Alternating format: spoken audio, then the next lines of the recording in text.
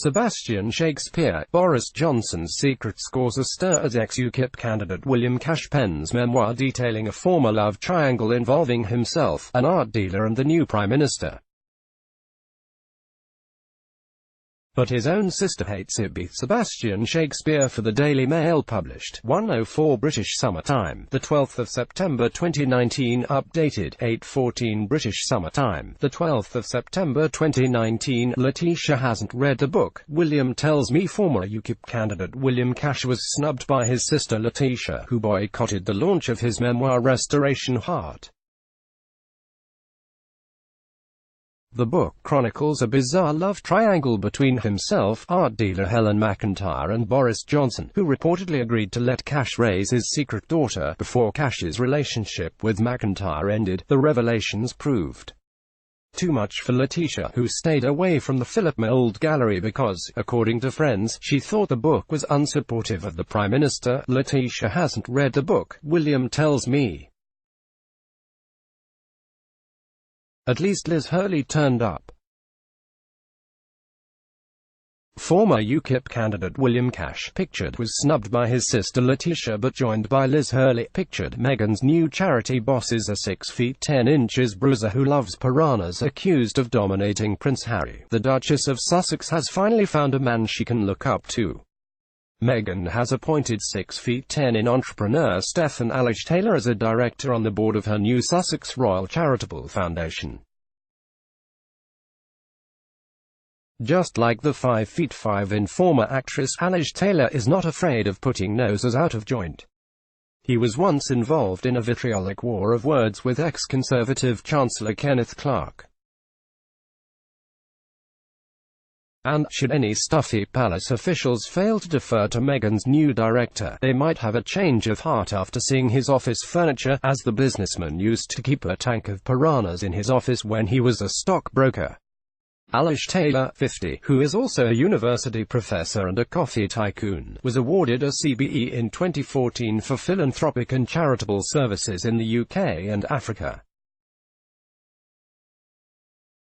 Another new board member is former Barclays businessman Stephen Cooper, 49, who is the chief executive of the UK's oldest privately owned bank, C4. Their appointments as directors, who act as trustees, of Sussex Royal, set up by the couple after their public split from the Cambridges, were listed at Companies House yesterday. It comes as Harry and Meghan are about to embark on the first official family tour to South Africa, where they will travel to a township in Cape Town. Harry is also due to carry out a solo visit to Botswana. The prince recently said he is looking forward to introducing Meghan and the son Archie to his second home. Last month, the Duke and Duchess appointed influential media executive Karen Blackett, chairwoman of media agency Mediacom UK, as the first trustee. Meanwhile, Prince Harry closed a £1 billion trade in the city yesterday as he took part in commemorations of the 9/11 attacks, raising around £50,000 for charity. Artist Damien Hirst's son raised eyebrows when he started flogging customized trainers for nearly £1,000 a pair, but Cassius, 19, appears to have inherited his father's business mind as he's now raking it in, with fans including superstar Rihanna. "I've sold around 40 pairs," he says.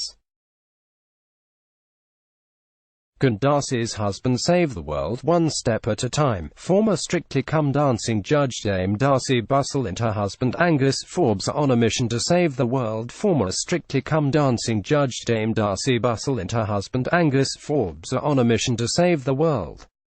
The retired ballerina, 50, joined her husband in Soho for the launch of his book, Global Planet Authority, about how to protect the planet through global taxation and regulation. "I was sitting at my desk at home and it almost felt like someone slapped me on the head," Angus says of writing his first book.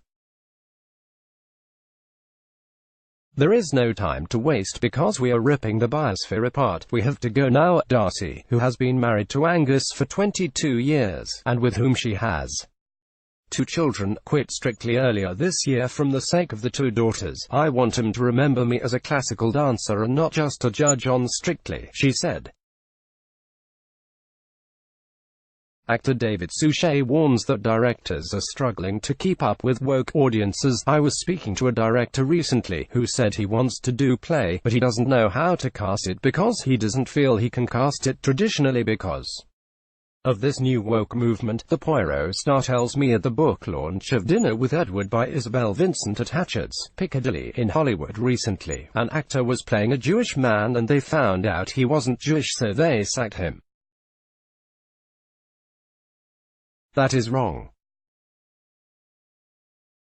If I could only play me, I'd stop acting tomorrow. I'd never have been able to play Poirot because he's Belgian, and I know that if I hadn't blacked up as Caliban, I wouldn't have got the notice that I did, and it changed my career. Serena takes little smasher on the catwalk. Tennis star Serena Williams gave her 2-year-old daughter, Olympia, her catwalk debut this week at New York Fashion Week. Tennis star Serena Williams gave her 2-year-old daughter, Olympia, her catwalk debut this week at New York Fashion Week.